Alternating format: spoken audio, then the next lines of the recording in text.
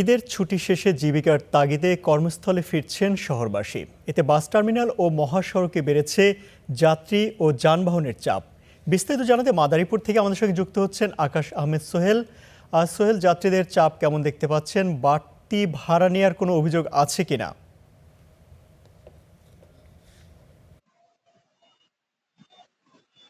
ইমতিয়াজ, আমি এই মুহূর্তে রয়েছি মাদারীপুর জেলার ঐতিহ্যবাহী টেকেরহাট বন্দরে। এই টেকেরহাট বন্দর থেকে কিন্তু যাত্রীদের চাপ দেখা যায় প্রতিনিয়তই। তবে এই ঈদের আগে যে তারা ছুটিতে এসেছিলেন ঘরমুখ যাত্রীরা, এরা কিন্তু ঈদের ছুটি শেষে আবার সকলে বাড়ি ফিরছেন।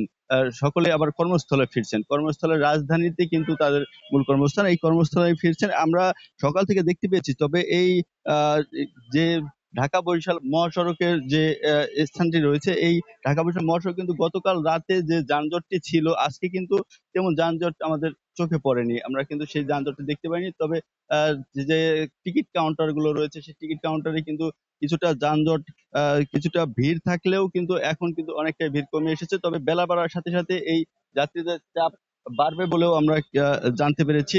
যেমনটি কাউন্টার যারা টিকিট বিক্রি করেন তারা যেমনটি জানিয়েছেন। আমরা বাড়তি ভাড়া সম্পর্কে একটু কথা বলবো একজন যাত্রীর সাথে। আসলে তিনি কেমন কি বলছেন, আসলে তাদের ভাড়া কি বেশি নেওয়া হচ্ছে কিনা। হ্যাঁ, আগে আমাদের ভাড়া ছিল 300 টাকা, এখন আমাদের কাছ থেকে 400 টাকা করে নেওয়া হচ্ছে। আপনি কোথা থেকে কোথায় যাচ্ছেন? আমি টিকাটার থেকে আমি যাচ্ছি কদমতলী। আমরা আসলে একজনের সাথে কথা বললাম, একজন যাত্রীর সাথে কথা বললাম। আসলে তিনি টেকার থেকে কদমতলী যাচ্ছেন। আসলে তিনি চাকরি করেন ঢাকায়, কোর্টে জব করেন তিনি। তিনি কিন্তু আজকে গতকালকে টিকিট না পেয়ে আজকে ফিরছেন সকাল সকাল। তবে আজকে কিন্তু যত সরকারি বেসরকারি অফিস রয়েছে সেগুলো কিন্তু খুলে দেওয়া হয়েছে, ছুটি শেষ হয়েছে। এরপরে কিন্তু যাত্রীদের চাপও বেড়েছে। গতকাল যে পরিমাণ যাত্রীর চাপ ছিল, আজকে সকাল থেকে কিন্তু যাত্রীর চাপটা খুবই কম।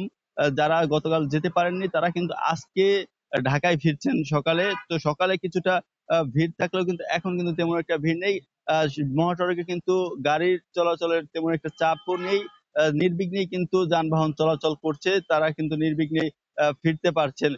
এছাড়াও যে বেলা বাড়ার সাথে সাথে যে যাত্রীর চাপটা বাড়বে বলে জানিয়েছেন, সেটি কিন্তু সকাল 10টা বা 11টার পরেও হতে পারে বলে জানতে পেরেছি। এছাড়াও কিন্তু যে গার্মেন্টস ফ্যাক্টরি রয়েছে, অন্যান্য আহ, যারা শ্রমিক রয়েছেন, তারা কিন্তু ফিরবেন আজকে বিকেল থেকে অথবা আগামীকাল থেকে ফিরতে পারেন বলে ধারণা করা হচ্ছে। তাদেরও ছুটি শেষ হতে যাচ্ছে, তারাও কিন্তু ঢাকায় ফিরবেন, তাদের কর্মস্থলে ফিরবেন।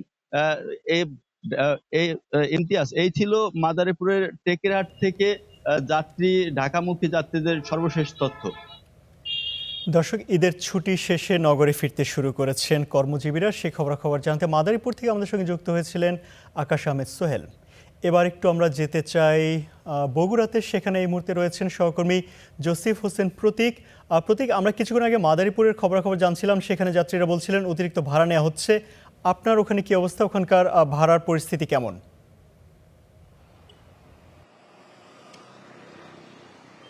ভাড়ার কথা যদি বলি তাহলে বরাবরের মতো এবারও কিন্তু আমরা দেখি তার ব্যতিক্রম দেখিনি। অর্থাৎ যাত্রীদের যে অভিযোগ যে তাদের কাছ থেকে বাড়তি ভাড়া নেওয়া হচ্ছে, বিশেষ করে যারা এখান থেকে ঢাকার দিকে যাচ্ছেন ঈদের ছুটি শেষে, তারা যেটি বলছেন যে গাড়ি কম থাকায় এবং আপনি জানেন যে বগুড়া সহ উত্তরবঙ্গের একমাত্র যোগাযোগ ব্যবস্থা কিন্তু এই বাস এবং এছাড়া বাসের সাথে যে মাইক্রো বাস এবং কারগুলো রয়েছে সেগুলোই কিন্তু একমাত্র বাহন।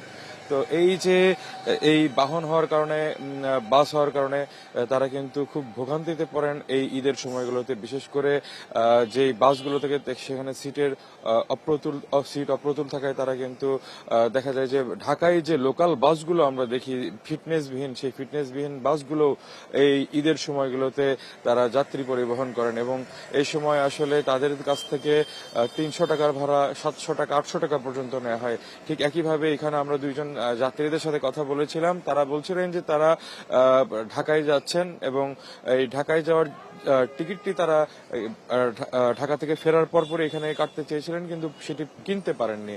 যে কারণে তারা কিন্তু বাড়তি ভাড়া দিয়ে আজকে তারা ঢাকার উদ্দেশ্যে রওনা হচ্ছেন।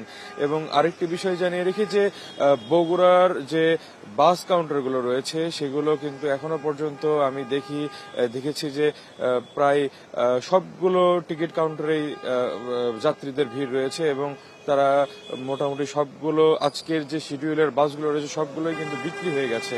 তো এই যে বাসের যে কমতি এবং যাত্রীদের একটি বাড়তি চাপ সেটি কিন্তু এখনো পর্যন্ত শুরু হয়নি, যেহেতু আপনি জানেন যে সরকারি বেসরকারি কিছু কিছু অফিস আসলে আজকে থেকে খুলতে শুরু করেছে এবং যে কারণে এখনো পর্যন্ত সেই চাপ কিন্তু আমরা লক্ষ্য করিনি। তবে আগামী দিনগুলোতে এই চাপটি আরো বাড়বে বলে তারা আমাদেরকে জানিয়েছেন। যখন আসলে স্কুল কলেজ ভার্সিটি খোলা হবে সেই সময় হয়তোবা তখন এই চাপটি বাড়বে এবং তারা এখানকার যারা বাস কাউন্টারের দায়িত্বে রয়েছেন তারা যেটি বলছেন যে তারা বাড়তি ভাড়া নিচ্ছেন না, বরঞ্চ তাদের যে ভাড়া সেই ভাড়াটি তারা আসার সময় যে ভাড়াটি নিয়েছেন তার থেকেও কম নিচ্ছেন বলে তারা দাবি করছেন।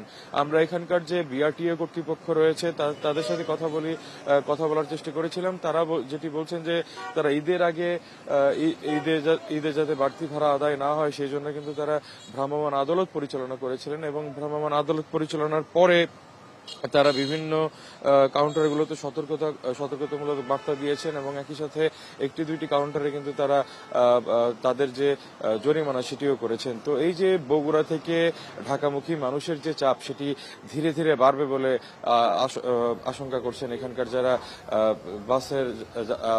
বাস মালিকরা রয়েছেন এবং যাত্রীরা রয়েছেন। তো সেই মুহূর্তে আসলে কেমন অবস্থা হবে কিংবা তাদের যাত্রাটি আসলেও স্বাভাবিক হবে কিনা, আরামদায়ক হবে কিনা এটি নিয়ে কিন্তু তারা শঙ্কায় রয়েছেন।